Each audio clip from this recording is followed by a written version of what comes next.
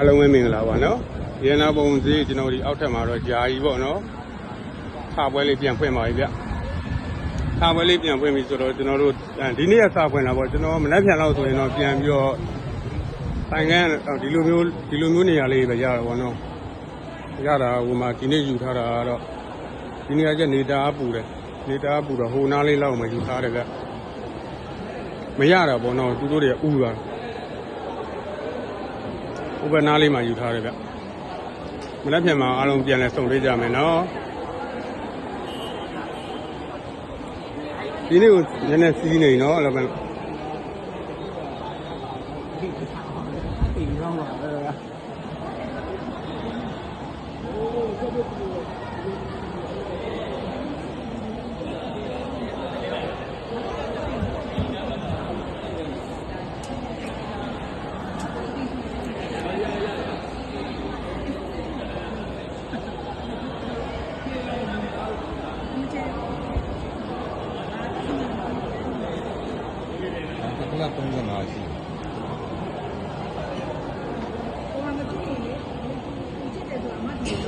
ကြောင်လေးတွေကောင်းကောင်းလေးမနေ့ကကြည့်ရမယ်နော်တော့ပိုင်းတော့ရေဆောက်ပေါ့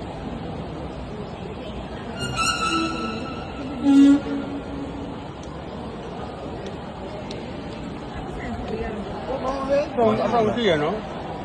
ဒီတစ်ခုထောက်ဝယ်ပြီးတော့ကတ်လိုက်တာဆက်လုပ်ပြီးတော့ပတ်လိုက်